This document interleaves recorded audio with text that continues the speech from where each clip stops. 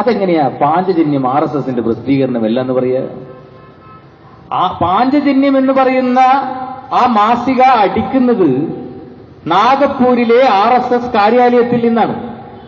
ആ RSS കാര്യാലയത്തിൽ നിന്ന് അടിക്കുന്ന ആ മാസിക എങ്ങനെയാണ് RSSന്റെ അല്ല, RSSന്റെ അഭിപ്രായമല്ല എന്നെങ്ങനെയാണ് പറയാൻ കഴിയുക? സംവരണത്തെ ഈ സംഘടന എതിർക്കുന്നു. ദളിതന് സംവരണം കൊടുക്കുന്നതിനെതിരെ ഈ സംഘടന ശബ്ദമുയർത്തുന്നു. എന്നിട്ടും ഈ സംഘടന പറയുന്നു ഞങ്ങളുടെ ലക്ഷ്യം എന്താണ്? ഹിന്ദു രാഷ്ട്രമാണ് ഞങ്ങളുടെ ലക്ഷ്യം. എന്താണ് ഹിന്ദു രാഷ്ട്രം? സ്വാമി വിവേകാനന്ദൻ ചിക്കാഗോയിൽ പോയ സമയത്ത് അദ്ദേഹം ആദ്യമായി അവിടെ പറഞ്ഞത് നമ്മുടെ വേദങ്ങളിൽ ചൊല്ലുന്ന ഒന്നാമത്തെ ശ്ലോകമുണ്ട്. എന്താണ് ഒന്നാമത്തെ ശ്ലോകം? ഓം സർവേവി സുഖിനസ്സന്തു, എല്ലാവർക്കും സുഖമുണ്ടാവട്ടെ. സർവേ സന്തു നിരാമയ, ആർക്കും ഒരു രോഗവും വരാതിരിക്കട്ടെ. സർവേ ഭദ്രാണി പശ്യന്തു, ലോകത്തെല്ലാം ഭദ്രമായിരിക്കട്ടെ. മാഗസ്തി ദുഃഖമാഗ്നുയ, ആർക്കും ഒരു ദുഃഖവും വരാതിരിക്കട്ടെ. ഓം ശാന്തി ശാന്തി ശാന്തി, എല്ലാത്തിനും ശാന്തി കൊടുക്കട്ടെ.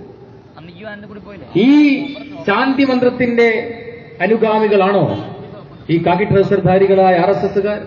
എന്നിട്ടാണോ ഗുജറാത്തിൽ 3500ഓളം ആളുകളെ വംശഹത്യ ചെയ്തത്?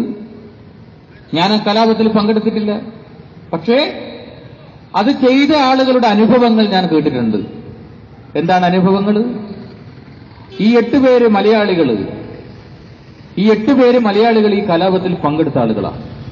3 കോടി രൂപയാണ് ഇവർ നാഗപ്പൂർ കാര്യാലയത്തിൽ എത്തിച്ചു കൊടുത്തത്. 3 കോടി രൂപ. അങ്ങനെയെങ്കിൽ 3500 പേരെ കൊന്ന ആ ഗുജറാത്തിൽ എത്ര കോടിക്കണക്കിന് രൂപ അപഹരിച്ചിട്ട് നാഗപ്പൂർ കാര്യാലയത്തിൽ എത്തിച്ചിട്ടുണ്ടാവും? ഈ 8 പേരാണ് 3 കോടി രൂപ നാഗപ്പൂർ കാര്യാലയത്തിൽ എത്തിച്ചു കൊടുത്തത്. ഒരു വീട്ടിലേക്ക് പോയി, ദാഹിക്കുന്നു, വെള്ളം വേണ്ടിയിട്ടാണ് പോയത്. അവിടെ ഗർഭിണിയായ ഒരു ഉമ്മ ഇരിക്കുന്നു. ഉമ്മയോട് പറഞ്ഞു ദാഹിക്കുന്നു, വെള്ളം വേണം. അടുക്കളയിൽ പോയി ഒരു വലിയൊരു പ്ലേറ്റിൽ 8 ഗ്ലാസ് ആക്കി ആ 8 ഗ്ലാസ്സിലും വെള്ളം നിറച്ച് അതും എടുത്ത് വരുമ്പോൾ ഒരു ഫോൺ കോൾ. എന്താണ് ഫോൺ കോള്? ഗർഭിണിയെയും കുട്ടികളെയും കണ്ടാൽ വെറുതെ വിടാൻ പാടില്ല. ആ വെള്ളം വാങ്ങിക്കുടിച്ചു. ഇവരുടെ കയ്യിലെ ത്രിശൂലമെടുത്തു. ആ കൈ കൊടുത്ത അമ്മയെ കസേരയിൽ കൈയും കാലും ബന്ധിച്ചു. എന്നിട്ട് ആ നിറവയറിൽ ആ ഗർഭിണിയുടെ വയറ്റിൽ ആ ശൂലം ഇങ്ങനെ കയറ്റി. അതിങ്ങനെ തിരിച്ചെടുക്കുമ്പോ ഭ്രൂണം കൂടി വന്നു. ആ ഭ്രൂണത്തെ ആകാശത്തേക്ക് ഉയർത്തി ഓം കാളി എന്നും രാമമന്ത്രവും വിളിച്ചു ഈ പിശാചുക്കളും. ആ ഉമ്മ, ആ ഗർഭിണിയായ ഉമ്മ എന്ത് തെറ്റാണ് ഈ പ്രസ്ഥാനത്തോട് ചെയ്തത്?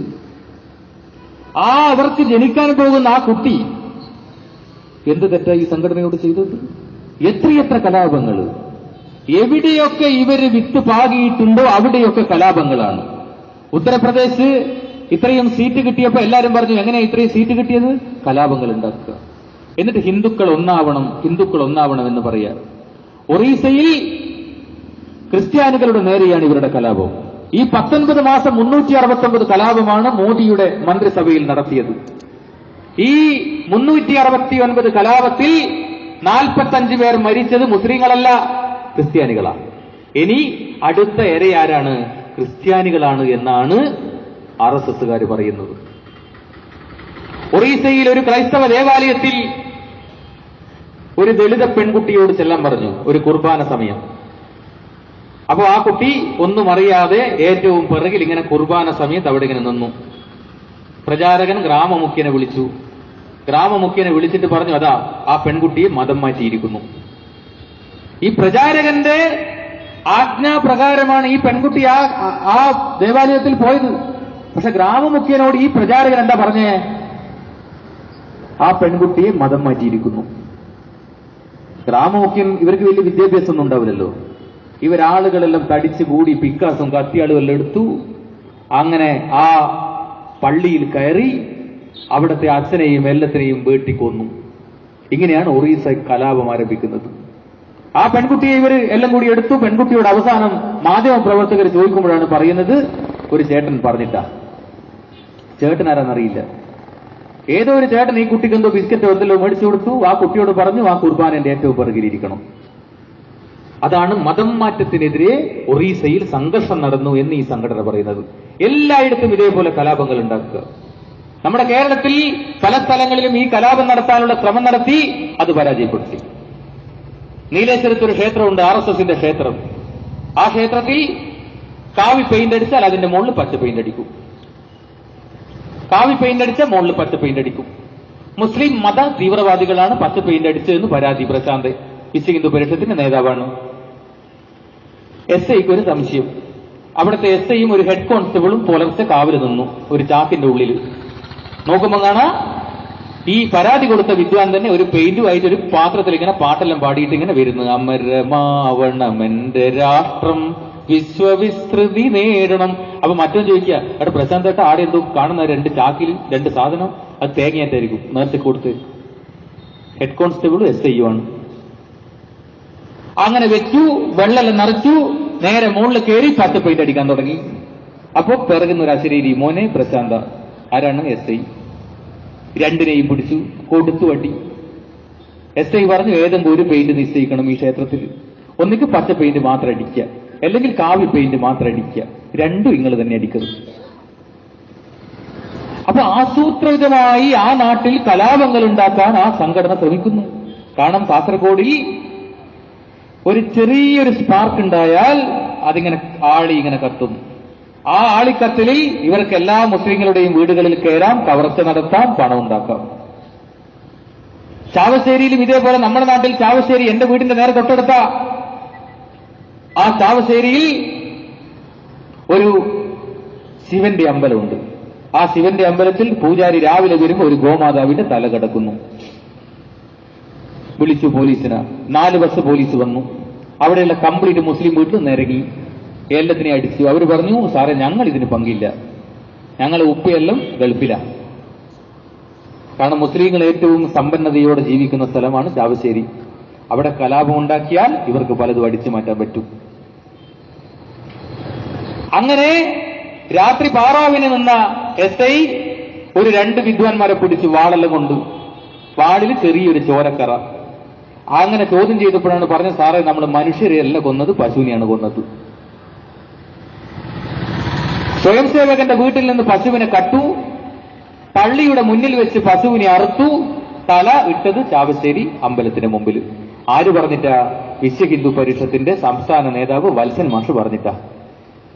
അപ്പൊ ആസൂത്രിതമായി കലാപങ്ങൾ ഉണ്ടാക്കാൻ നോക്കുക. ആരാധനാലയങ്ങൾ കേന്ദ്രീകരിച്ച് RSSകാർ അവിടെ ആയുധപ്പുരകളാക്കി മാറ്റുക, അവിടെ ആയുധം സമാഹരിക്കുക. എല്ലാ ക്ഷേത്രങ്ങളിലും ഇതാണ് അവസ്ഥ. RSSന്റെ എല്ലാ ക്ഷേത്രങ്ങളിലും ഇതാണ് അവസ്ഥ. അതിന്റെ മുകളിലൊരു പേര് ക്ഷേത്ര സംരക്ഷണ സമിതി. ക്ഷേത്രമൊന്നുമല്ല അവർ സംരക്ഷിക്കുന്നത്, വേറെ പലതുമാണ്. പടുവിലായിക്കാവ് ക്ഷേത്രത്തിൽ RSSന്റെ ക്ഷേത്ര, അവിടെ കുടുംബശ്രീക്കാർ കാട് വയക്കി വന്നപ്പോൾ കുറെ നിധി കുംഭം കിടക്കുന്നു. പോലീസുകാർ വിളിച്ചു പറഞ്ഞു, സാറേ കുറെ നിധി കുംഭം കിടക്കുന്നു. പോലീസുകാർ പറഞ്ഞു, ടിപ്പു സുൽത്താന്റെ കാലഘട്ടത്തിൽ ഉണ്ടാകാനുള്ള സാധ്യത, നിധിയാണ് സാധ്യത. പുരാവസ്തുക്കാരെല്ലാം വന്നു, വലിയ ലെൻസെല്ലാം എടുത്തു, ഇങ്ങനെ വെച്ചിട്ട് നോക്കുമ്പോൾ ഒറിജിനൽ ബോംബ്. RSSന്റെ ക്ഷേത്രമാണ് പടുവിലായിക്കാവ്. ആ ക്ഷേത്രത്തിന്റെ ഉള്ളറകളിലാണ് ഈ ബോംബ് ഒളിപ്പിച്ചു വെച്ച്. ഈ ആയുധം സമാഹരിക്കുക. എന്നിട്ട് ഈ സംഘടന പറയുക, ഞങ്ങൾ ഭക്തിയുടെ മൊത്ത കച്ചവടക്കാരാണ്, ഞങ്ങളുടെ ലക്ഷ്യം എന്ന് പറഞ്ഞാൽ എന്താ? ഹിന്ദു രാഷ്ട്രം. എന്ത് ചോദിച്ചാൽ 25 കൊല്ലമായിട്ട് എനിക്കെന്താണ് ഇതുവരെ മനസ്സിലായില്ല, ആർക്കും മനസ്സിലായില്ല എന്താണ് ഹിന്ദു രാഷ്ട്രം. ഇവിടെ പല ആളുകൾ, നമുക്കറിയാം, RSSന്റെ ഗ്രാമങ്ങളിൽ നിങ്ങളൊന്ന് പോയി നോക്കാം. ഇപ്പൊ മധൂർ പഞ്ചായത്ത്, എത്രയോ കാലങ്ങളിൽ BJP ഭരിക്കുന്ന പഞ്ചായത്താണ് മധൂർ പഞ്ചായത്ത്. മധൂർ പഞ്ചായത്തിൽ 5 മണിക്ക് ശേഷം അവരവരുടെ വീട് അവരവർക്ക് മാറിപ്പോകും. സ്വന്തം വീട് മാറിപ്പോവുക. എല്ലാത്തിനും 4 കാലായിരിക്കും. 5 മണിക്ക് ശേഷം മധൂർ പഞ്ചായത്തിൽ ആർക്കും പോകാൻ പറ്റൂല. പ്രസിഡന്റ് 4 കാലിലായിരിക്കും, സെക്രട്ടറി 4 കാലിലായിരിക്കും. ഇതാണ് മധൂർ പഞ്ചായത്തിന്റെ അവസ്ഥ. ഒറ്റ വായനശാലയുള്ള കട. ഒരു സ്ഥലത്തും ടോയ്ലറ്റുകളില്ല, ഒരു വീട്ടിലും ടോയ്ലറ്റ് ഇല്ല, ഓലമേഞ്ഞ വീട്. മലമൂത്ര വിസർജനം ചെയ്യാൻ പറ്റാതെ ഏതെങ്കിലും കാട്ടിലും മേടിലൊക്കെ പോയി അത് പെൺകുട്ടികളടക്കം നിർവഹിക്കേണ്ട അവസ്ഥ. മധൂർ പഞ്ചായത്ത് കാസർഗോഡല്ലേ, കള്ളത്തരല്ല പറയുന്നത്. എത്രയോ കാലങ്ങളായി BJP ഭരിക്കുന്ന പഞ്ചായത്താണത്. അച്ഛനില്ലാതെ കുട്ടികൾ, അച്ഛനില്ലാണ്ട് കുട്ടികളില്ലാതെ അറിയാലോ. ആരാന്നറിയില്ല പലർക്കും. അവിടെയുള്ള കുട്ടികൾ, അവിടെ തന്നെയുള്ള ആളുകൾ ക്രിമിനൽ. നീലേശ്വരത്ത് ഒരു ക്ഷേത്രമുണ്ട്, RSSന്റെ ക്ഷേത്രം. ആ ക്ഷേത്രത്തിൽ കാവി പെയിന്റ് അടിച്ചാൽ അതിന്റെ മുകളിൽ പച്ച പെയിന്റ് അടിക്കും. കാവി പെയിന്റ് അടിച്ചാൽ മുകളിൽ പച്ച പെയിന്റ് അടിക്കും. മുസ്ലിം മത തീവ്രവാദികളാണ് പച്ച പെയിന്റ് അടിച്ചതെന്ന് പരാതി. പ്രശാന്ത് വിശ്വ ഹിന്ദു പരിഷത്തിന്റെ നേതാവാണ്. SIക്ക് ഒരു സംശയം. അവിടുത്തെ SIയും ഒരു ഹെഡ് കോൺസ്റ്റബിളും പുലർച്ചെ കാവല് നിന്നു ഒരു ചാക്കിന്റെ ഉള്ളിൽ. നോക്കുമ്പോൾ കാണാം ഈ പരാതി കൊടുത്ത വിദ്വാൻ തന്നെ ഒരു പെയിന്റുമായിട്ട് ഒരു പാത്രത്തിൽ ഇങ്ങനെ പാട്ടെല്ലാം പാടിയിട്ട് ഇങ്ങനെ വരുന്നു. അമരമാവണമെന്റെ രാഷ്ട്രം വിശ്വവിസ്തൃതി നേടണം. അപ്പൊ മറ്റൊന്ന് ചോദിക്കുക, അവിടെ പ്രശാന്തേട്ട ആടെ എന്തോ കാണുന്ന 2 ചാക്കിൽ 2 സാധനം, അത് തേങ്ങയായിട്ടായിരിക്കും നേരത്തെ കൊടുത്ത്. ഹെഡ് കോൺസ്റ്റബിളും SIയുമാണ്. അങ്ങനെ വെച്ചു, വെള്ളം നിറച്ചു, നേരെ മുകളിൽ കയറി പച്ച പെയിന്റ് അടിക്കാൻ തുടങ്ങി. അപ്പോ പിറകുന്ന ഒരു അശരീരി, മോനെ പ്രശാന്ത. ആരാണ്? SI. രണ്ടിനെയും പിടിച്ചു, കൊടുത്തു അടി. SI പറഞ്ഞു ഏതെങ്കിലും ഒരു പെയിന്റ് നിശ്ചയിക്കണം ഈ ക്ഷേത്രത്തിൽ. ഒന്നിക്ക് പച്ച പെയിന്റ് മാത്രം അടിക്കുക, അല്ലെങ്കിൽ കാവി പെയിന്റ് മാത്രം അടിക്കുക. രണ്ടും നിങ്ങൾ തന്നെ അടിക്കരുത്. അപ്പൊ ആസൂത്രിതമായി ആ നാട്ടിൽ കലാപങ്ങൾ ഉണ്ടാക്കാൻ ആ സംഘടന ശ്രമിക്കുന്നു. കാരണം കാസർഗോഡിൽ ഒരു ചെറിയൊരു സ്പാർക്ക് ഉണ്ടായാൽ അതിങ്ങനെ ആളി ഇങ്ങനെ കത്തുന്നു. ആ ആളിക്കത്തലിൽ ഇവർക്ക് എല്ലാ മുസ്ലിങ്ങളുടെയും വീടുകളിൽ കയറാം, കവർച്ച നടത്താം, പണം ഉണ്ടാക്കാം. ചാവശ്ശേരിയിലും ഇതേപോലെ. നമ്മുടെ നാട്ടിൽ ചാവശ്ശേരി എന്റെ വീടിന്റെ നേരെ തൊട്ടടുത്ത ആ ചാവശ്ശേരിയിൽ ഒരു ശിവന്റെ അമ്പലമുണ്ട്. ആ ശിവന്റെ അമ്പലത്തിൽ പൂജാരി രാവിലെ വരുമ്പോൾ ഒരു ഗോമാതാവിന്റെ തല കിടക്കുന്നു. കലാപത്തിൽ പങ്കെടുത്ത ആളുകളാണ്. 3 കോടി രൂപയാണ് ഇവർ നാഗപ്പൂർ കാര്യാലയത്തിൽ എത്തിച്ചു കൊടുത്തത്. 3 കോടി രൂപ. അങ്ങനെയെങ്കിൽ 3500 പേരെ കൊന്ന ആ ഗുജറാത്തിൽ എത്ര കോടിക്കണക്കിന് രൂപ അപഹരിച്ചിട്ട് നാഗപ്പൂർ കാര്യാലയത്തിൽ എത്തിച്ചിട്ടുണ്ടാവും? ഈ 8 പേരാണ് 3 കോടി രൂപ നാഗപ്പൂർ കാര്യാലയത്തിൽ എത്തിച്ചു കൊടുത്തത്. ഒരു വീട്ടിലേക്ക് പോയി, ദാഹിക്കുന്നു, വെള്ളം വേണ്ടിയിട്ടാണ് പോയത്. അവിടെ ഗർഭിണിയായ ഒരു ഉമ്മ ഇരിക്കുന്നു. ഉമ്മയോട് പറഞ്ഞു ദാഹിക്കുന്നു, വെള്ളം വേണം. അടുക്കളയിൽ പോയി ഒരു വലിയൊരു പ്ലേറ്റിൽ 8 ഗ്ലാസ് ആക്കി ആ 8 ഗ്ലാസ്സിലും വെള്ളം നിറച്ച് അതും എടുത്ത് വരുമ്പോൾ ഒരു ഫോൺ കോൾ. എന്താണ് ഫോൺ കോള്? ഗർഭിണിയെയും കുട്ടികളെയും കണ്ടാൽ വെറുതെ വിടാൻ പാടില്ല. ആ വെള്ളം വാങ്ങിക്കുടിച്ചു. ഇവരുടെ കയ്യിലെ ത്രിശൂലമെടുത്തു. ആ കൈ കൊടുത്ത അമ്മയെ കസേരയിൽ കൈയും കാലും ബന്ധിച്ചു. എന്നിട്ട് ആ നിറവയറിൽ ആ ഗർഭിണിയുടെ വയറ്റിൽ ആ ശൂലം ഇങ്ങനെ കയറ്റി. അതിങ്ങനെ തിരിച്ചെടുക്കുമ്പോ ഭ്രൂണം കൂടി വന്നു. ആ ഭ്രൂണത്തെ ആകാശത്തേക്ക് ഉയർത്തി ഓം കാളി എന്നും രാമമന്ത്രവും വിളിച്ചു ഈ പിശാചുക്കൾ. ആ ഉമ്മ, ആ ഗർഭിണിയായ ഉമ്മ എന്ത് തെറ്റാണ് ഈ പ്രസ്ഥാനത്തോട് ചെയ്തത്? അവർക്ക് ജനിക്കാൻ പോകുന്ന ആ കുട്ടി എന്ത് തെറ്റായി ഈ സംഘടനയോട് ചെയ്തത്? എത്രയെത്ര കലാപങ്ങൾ! എവിടെയൊക്കെ ഇവര് വിത്ത് പാകിയിട്ടുണ്ടോ അവിടെയൊക്കെ കലാപങ്ങളാണ്. ഉത്തർപ്രദേശ് ഇത്രയും സീറ്റ് കിട്ടിയപ്പോ എല്ലാരും പറഞ്ഞു എങ്ങനെയാ ഇത്രയും സീറ്റ് കിട്ടിയത്? കലാപങ്ങൾ ഉണ്ടാക്കുക. എന്നിട്ട് ഹിന്ദുക്കൾ ഒന്നാവണം എന്ന് പറയാ. ഒറീസയിൽ വിളിച്ചു പോലീസിന്. 4 ബസ് പോലീസ് വന്നു. അവിടെയുള്ള കംപ്ലീറ്റ് മുസ്ലിം വീട്ടിൽ നിരങ്ങി എല്ലാത്തിനെ അടിച്ചു. അവർ പറഞ്ഞു സാറേ ഞങ്ങൾ ഇതിന് പങ്കില്ല, ഞങ്ങൾ ഉപ്പയെല്ലാം ഗൾഫിലാണ്. കാരണം മുസ്ലിങ്ങൾ ഏറ്റവും സമ്പന്നതയോടെ ജീവിക്കുന്ന സ്ഥലമാണ് ചാവശ്ശേരി. അവിടെ കലാപം ഉണ്ടാക്കിയാൽ ഇവർക്ക് പലതും അടിച്ചു മാറ്റാൻ പറ്റും. അങ്ങനെ രാത്രി പാറാവിന് നിന്ന SI ഒരു 2 വിദ്വാൻമാരെ പിടിച്ചു വാളെല്ലാം കൊണ്ട്. വാളിൽ ചെറിയൊരു ചോരക്കറ. അങ്ങനെ ചോദ്യം ചെയ്തപ്പോഴാണ് പറഞ്ഞത് സാറേ നമ്മൾ മനുഷ്യരെയല്ല കൊന്നത്, പശുവിനെയാണ് കൊന്നത്. സ്വയം സേവകന്റെ വീട്ടിൽ നിന്ന് പശുവിനെ കട്ടു, പള്ളിയുടെ മുന്നിൽ വെച്ച് പശുവിനെ അറുത്തു, തല ഇട്ടത് ചാവശ്ശേരി അമ്പലത്തിന് മുമ്പിൽ. ആര് പറഞ്ഞിട്ടാ? വിശ്വ ഹിന്ദു പരിഷത്തിന്റെ സംസ്ഥാന നേതാവ് വത്സൻ മാഷ് പറഞ്ഞിട്ടാ. അപ്പൊ ആസൂത്രിതമായി കലാപങ്ങൾ ഉണ്ടാക്കാൻ നോക്കുക. ആരാധനാലയങ്ങൾ കേന്ദ്രീകരിച്ച് RSSകാർ അവിടെ ആയുധപ്പുരകളാക്കി മാറ്റുക, അവിടെ ആയുധം സമാഹരിക്കുക. എല്ലാ ക്ഷേത്രങ്ങളിലും ഇതാണ് അവസ്ഥ. RSSന്റെ എല്ലാ ക്ഷേത്രങ്ങളിലും ഇതാണ് അവസ്ഥ. അതിന്റെ മുകളിലൊരു പേര് ക്ഷേത്ര സംരക്ഷണ സമിതി. ക്ഷേത്രമൊന്നുമല്ല അവർ സംരക്ഷിക്കുന്നത്, വേറെ പലതുമാണ്. പടുവിലായിക്കാവ് ക്ഷേത്രത്തിൽ RSSന്റെ ക്ഷേത്ര, അവിടെ കുടുംബശ്രീക്കാർ കാട് വയക്കി വന്നപ്പോ കുറെ നിധി കുമ്പം കിടക്കുന്നു. പോലീസുകാർ വിളിച്ചു പറഞ്ഞു, സാറേ കുറെ നിധി കുംഭം കിടക്കുന്നു. പോലീസുകാർ പറഞ്ഞു, ടിപ്പു സുൽത്താന്റെ കാലഘട്ടത്തിൽ ഉണ്ടാകാനുള്ള സാധ്യത, നിധിയാണ് സാധ്യത. പുരാവസ്തുക്കാരെല്ലാം വന്നു, വലിയ ലെൻസെല്ലാം എടുത്തു, ഇങ്ങനെ വെച്ചിട്ട് നോക്കുമ്പോൾ ഒറിജിനൽ ബോംബ്. അതെങ്ങനെയാ പാഞ്ചജന്യം RSSന്റെ പ്രസിദ്ധീകരണമല്ല എന്ന് പറയുക?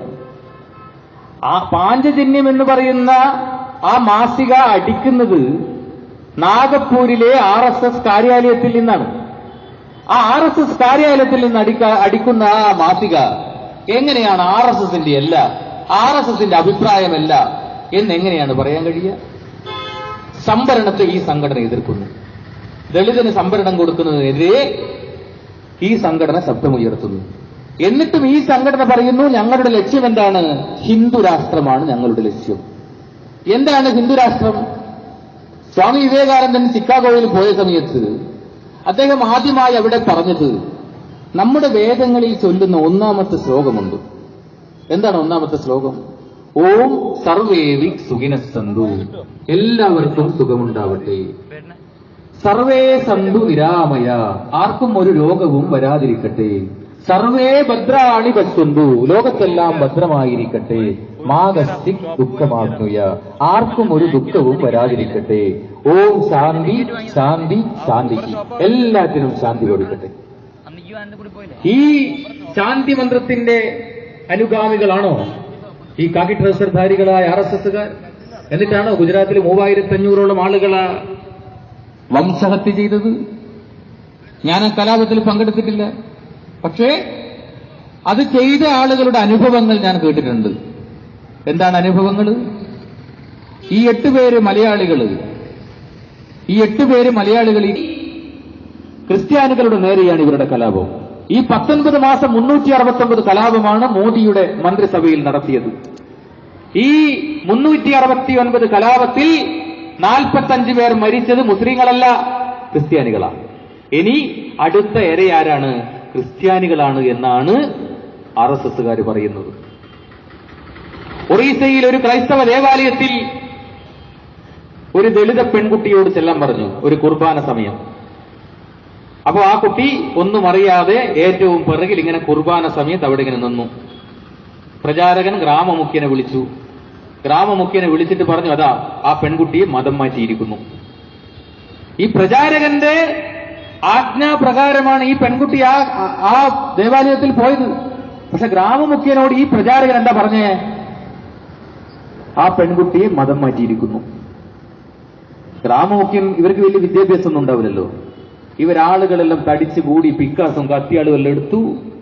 അങ്ങനെ ആ പള്ളിയിൽ കയറി അവിടുത്തെ അച്ഛനെയും എല്ലാത്തിനെയും വെട്ടിക്കൊന്നു. ഇങ്ങനെയാണ് ഒറീസ കലാപം ആരംഭിക്കുന്നത്. ആ പെൺകുട്ടിയെ ഇവർ എല്ലാം കൂടി എടുത്തു. പെൺകുട്ടിയോട് അവസാനം മാധ്യമ പ്രവർത്തകർ ചോദിക്കുമ്പോഴാണ് പറയുന്നത്, ഒരു ചേട്ടൻ പറഞ്ഞിട്ടാ. ചേട്ടൻ ആരാന്നറിയില്ല. ഏതോ ഒരു ചേട്ടൻ ഈ കുട്ടിക്ക് എന്തോ ബിസ്ക്കറ്റോ എന്തെല്ലോ മേടിച്ചു കൊടുത്തു. ആ കുട്ടിയോട് പറഞ്ഞു, ആ കുർബാനന്റെ ഏറ്റവും പിറകിലിരിക്കണം. അതാണ് മതം മാറ്റത്തിനെതിരെ ഒറീസയിൽ സംഘർഷം നടന്നു എന്ന് ഈ സംഘടന പറയുന്നത്. എല്ലായിടത്തും ഇതേപോലെ കലാപങ്ങൾ ഉണ്ടാക്കുക. നമ്മുടെ കേരളത്തിൽ പല സ്ഥലങ്ങളിലും ഈ കലാപം നടത്താനുള്ള ശ്രമം നടത്തി, അത് പരാജയപ്പെടുത്തി.